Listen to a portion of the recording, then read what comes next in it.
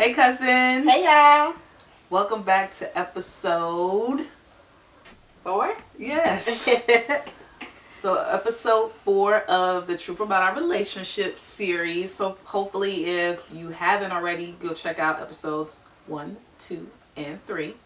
This will be a 5-part series. So the last episode will be after this one, of course. But if you haven't already, make sure you guys go like, comment, subscribe, and share this thing and that thing and all the things Jamilla and Que. All them things. And follow us on social media below. So today what are we talking about? So today we're talking about the 5 love languages. We are not talking about the 5 love languages today. We're not? We are. No, today's episode is You've Changed. Oh, I didn't know that. Okay. We will be talking about the 5 love languages. Within the change, right? Okay. Got it. So she was right, but she was like just off point with the title a little bit. But it's about accepting and understanding the change with your partner. It's like, you change as an individual, your wants, your needs, all that stuff changes. So we are also we took the 5 love language test literally 10 minutes ago. And we haven't taken this test since 2016 or 15. So I was blown away with what mine is currently. It's totally different. But yeah, so we'll go over that. I'm going to say, I think that ours is, I'm going to be the first to say that I think ours is the same. Okay, that's we'll see. That's what. So we didn't. We haven't shared it yet. So, but as far as change, I'm very passionate about this topic, right? Because a lot of people will say, and by people I mean like social media, will have like messages or like memes or posts like, "I hope things never change for my partner. I hope we never change. I hope things never change." And I think that's like what leads a lot of people into having these like 1 or 2 year relationships where you have this like amazing spark, and then once the spark goes away, then you're like, oh, I don't know what to do. I'm done, or I'm done. Whereas realistically, in all relationships, people change. Mm-hmm. Like that's what's gonna happen. How you guys interact, how you guys communicate, things change. Like I use always the example with Sequina. It's like my name is Q. Okay, I'm just playing, y'all. Jamil calls me Sequina, but I am Q, but it's fine. Sequina and Q are the same people. Go ahead. that's what Holland does. One of the examples that I use is like if someone, he threw me off. If someone, unfortunately, like has to have surgery, right? Because like Sequina had surgery, and then she had a C-section when she had our first daughter. I had a C-section when I had our second daughter. Those kind of things change people. And we've been together almost a decade. You can't expect who I was. You met me at 22. Wow. I want you to hear that. You met me at 22, and I'll be turning 32 this year. Wow. I'm not the same person. At all. You're not the little teeny bopper. You can't even hang like you used to, girl. Nah.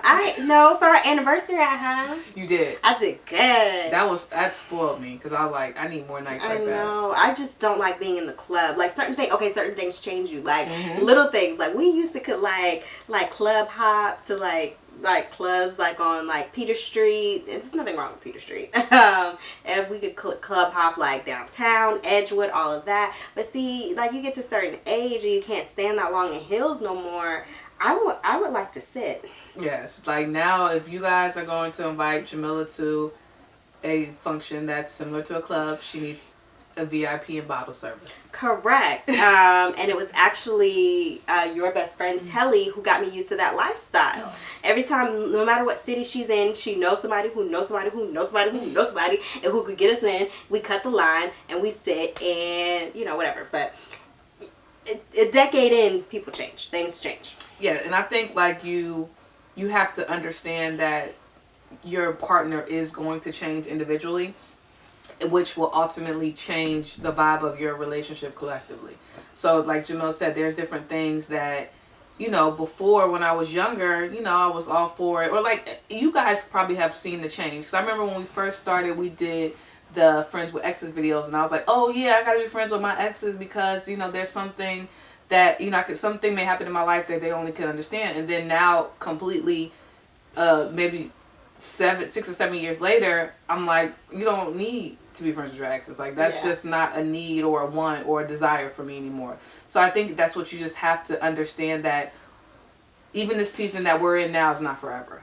Mm-hmm. So that's what I think you just have to, like, just like you change, your relationship change. And if a person changes and you don't like it, I think you just have to find a place in you where to be understanding to learn the new change. And I think what outlasts everything, like love is cute, friendship is cute, all that stuff is cute. What lasts is respect. Mm-hmm. I respect my wife. So it's certain things that I won't do, won't say, whatever, because I have the utmost respect and love for her. Exactly. So just be open for change. Like, social media and these memes will have you thinking like you with somebody that's gonna know you forever and they know all your ways and know what make me mad and what don't make me mad. That's not that's realistic. That's not real. Like, you are going to change, and something that used to piss me off before don't even like phase me now. I ignore it like it never even happened. Yeah, and I think there were certain things like about the ex thing. Like, even if that bothered me like many years ago when she first said it, I remember thinking to myself, the more distance we get from, like, when she dated, like, previous people, the less, like, whatever, and I don't want to say pull, but the less of a desirability it will be to, like, interact with that person. Exactly. Just because it's been, like, any kind of some friendship, like, we haven't hung out in 5 years, I really don't think to call you to hang out with you, blah, blah, blah, whatever. And we have been through so many experiences ourselves within those past years that we have shown each other that we can count on each other, right, as friends and as partners. That you don't really need to tag nobody else in. So yeah, we don't have to tag. We got it. So change is inevitable, and then it also shocks me. I can appreciate us both being pregnant because I think we can understand each other more. And what's so funny is that it's not that we understand each other more as pregnant women. We understand each other more as the non-caring partner. So now, like, I think she can understand when it's not that, like, I wasn't distant with Harper. Harper is my baby, our first daughter that carry. It's just that when you carry someone and when you're with them for 9 months, you think and you move differently because you're already adjusted to doing that. So I had to play catch up, and she had a 9-month head start. And I think you see that a lot with men and women, where women are like, okay, the man doesn't understand everything that I went through. And then the same with me and Holland now. So those instances changed us. We've had to bury family members, and that changes you. Absolutely. So just be open to change, and it may be a change that you're not feeling, but with change that. So have I changed? You keep saying not feeling. Have I changed anything that you don't feel? I think no. Check in real quick. No, I think we're very open. It just takes it's an adjustment when it's like a change that maybe it's something you did something, and I can't even think about it. Like, I can't really think of anything, but I know just speaking from like having to give advice to friends or people, like, you just have to be open to change and make an adjustment and know it's not going to be easy, and it can be fun. Like, especially if your partner has just gone through something that has changed them mentally, spiritually, everything. Like, girl, you got you a new person. Go ahead and learn them. You better get to know them. Right. Like a whole new partner. So let's go ahead and get into the fun part. Let's talk about the first time we did the 5 love languages. My love language was gifts and words of affirmation. Then I think it was acts of service and then physical touch. But that's only 4, right? What else am I missing? Let me see what they are. So, and then some of you all actually saw us take the test. If you watch Love Esteem, we took it for Love Esteem. I don't know if that one ever aired. Oh, okay.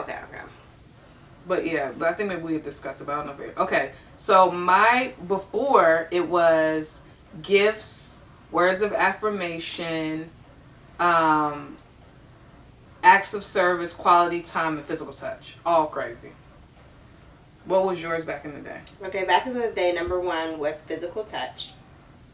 And then I think it was words of affirmation, then quality time. Okay. All right, so my test came back totally different. Mine did too. So what's your number 1? Quality time. Wow. What's yours? Acts of service. Really? Yes. I thought we were going to have the same one. No, so mine actually tied up. So my first one was acts of services, and then yours are super close. So then receiving gifts, quality time, and physical touch all came in tied together. Yeah. And then words of affirmation was at 6%. And I can. What's so funny is that sometimes the things that you ask for someone are like super low, because I've been asking for words of affirmation from you, and that because I'm at a point in my life like I don't need well, to hear you don't need it, so you're not giving it. That's right. So interesting. Okay, so mine was 33% quality time. Okay. And then 20% acts of service. Words of affirmation were 23, and physical touch were 23, and receiving gifts was 0. Oh, keep that receiving gift energy at 0. It was 0, and I think it's because I like to buy my own. She does, because she likes to buy expensive things. I don't want nobody saying, "Oh, this is too expensive." Look, keep trying to keep that same energy with receiving gifts at 0%. When I got her everything off her Christmas list, I think I still have another gift that's on the way, and I'm so excited for it. But I got these slippers that I've been wanting, and they're super cute. So yeah, I like gifts, but one time she bought me a TV, like when we were first dating, and I broke up with her the next week. Like, yeah, gifts, we shared that story. Yeah, like that's not gonna like, thank you, but I'm not gonna feel indebted to you. Right. Right. So that was just very interesting. So I mean, what is acts of service? Acts of services, and I think it is because just as like being a mom, I think I have like OCD over Harper and Holland's like areas and like doing bath time and picking their clothes out, and sometimes that can just be very overwhelming. So like when you just tap in and just be like, girl, I got this. I'm gonna do nighttime. It just like takes a load off me. Like I'm very appreciative. So what's so funny is that when I was taking the test, I was thinking about the girls too. So that really changes, like, because some of the questions were, okay, would you rather receive a gift, or do you feel more appreciated when your partner picks a task that you didn't want to do? Yeah, I select all those because I know Jamil doesn't like games.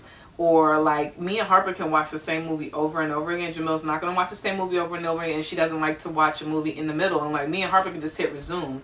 And she's a restart type of girl. No, it drives me crazy. And then, not to mention, she's not really watching these movies.